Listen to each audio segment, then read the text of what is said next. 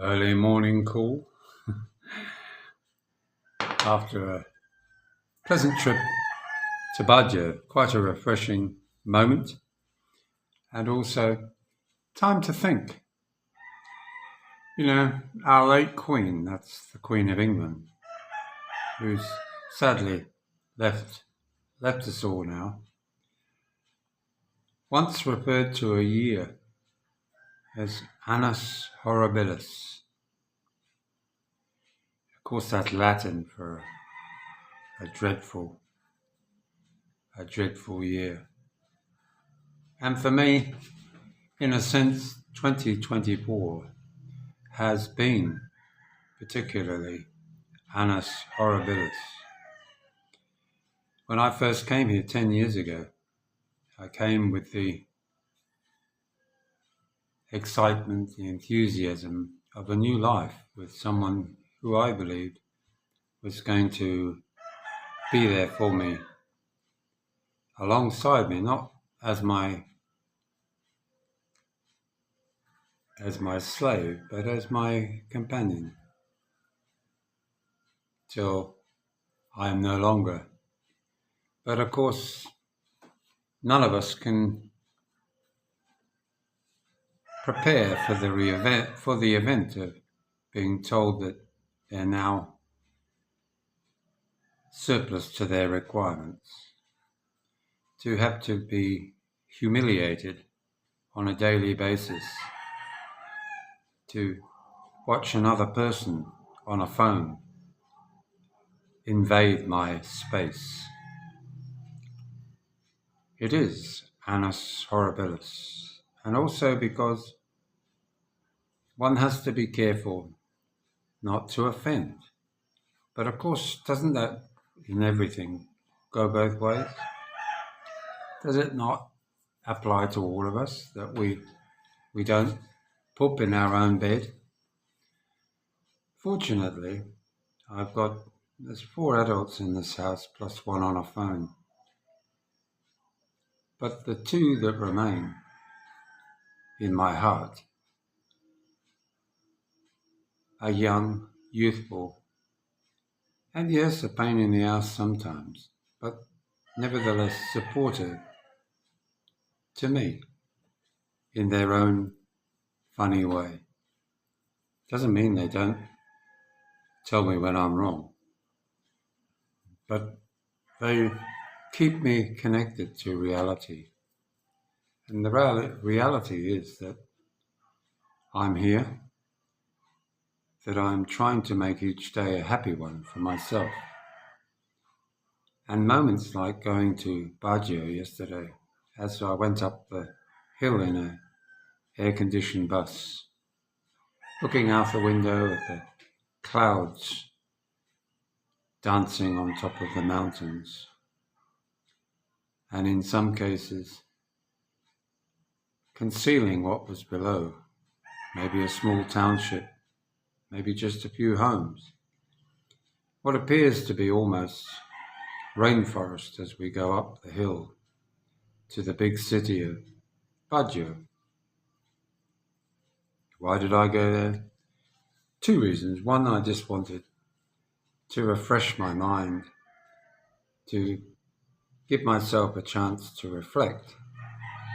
And when you do that, it's good for the soul. It's good to remind you that when other people are behaving badly around you, that you yourself are important as well, that you maintain your own sanity. Yes, I have some very good friends around me here. I have companions in the house, and one makes the best of what has been, like I said, a bad year. But as 2025 comes, I'm hopeful that life will take a new turn and that I'm able to maybe pick up where I should have been a long time ago. Maybe I just didn't see the signs that someone was going to be disloyal to me, that they were going to cheat on me. It's not something any time in the West that we expect. Certainly not over here, with the supposed religious upbringing that so many are a part of. But nevertheless, we don't sit there and condemn them. After all, many of us might describe them as naive and innocent, and they're just learning. But I believe that fundamentally, the society that we're living in here in the Philippines is, out of desperation, one of handout, always got their hand out for something. And when they've had enough of the handout, they look elsewhere. And where best to look than the scraps that are on the edge of society, the ones that wouldn't really mention a moment in time, except that they found themselves someone susceptible, someone prepared to walk away, someone maybe they believe they're in love with. What is love after all? If you care about somebody, love doesn't really come into it. It's just a feeling of caring. Caring isn't love. Caring is a human emotion beyond love. Caring and understanding is another emotion beyond love. We package everything in the word of love, when in fact, often it's used as a tool to get what we want. Oh, I love you, darling. I'll always love you. All those sorts of throwaway comments that are given by many of us, ourselves and others. But what really matters is what on the ground you receive. If you can talk to someone in a rational way, if they show signs of interest, is also part of caring. After all, when they come home, after maybe their hard day, we listen to them about the issues that niggle them or excite them, maybe. And that's called sharing. Again, it's not love. It's just an emotion. And every day is made up of different feelings, different emotions. But nothing replaces the fact that when time to rest, time to shut eye, that you know that that special person is alongside you, not on a bloody phone, in a long-distance relationship. Because that is only just playing with the mind. And the thing is that if people make that decision, that that's what they want to do, to attract the attention of others on a phone, what can we do but accept it? That's the way life is.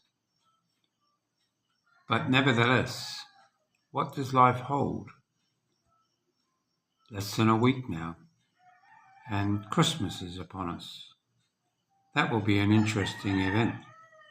It'll be the first Christmas I've spent with 3 Filipinos, plus one on the phone. I wonder if the day will be haunted by the image on the phone. And I just hope that the phone can be put down just for one moment, and that we can share the significance of Christmas and a family, regardless of how you want to construct that family. It's important that we remember it's a time where we put ourselves aside and think of more holy things. Moments to reflect, moments to appreciate, and moments to live by. My thought for the day. Bye now.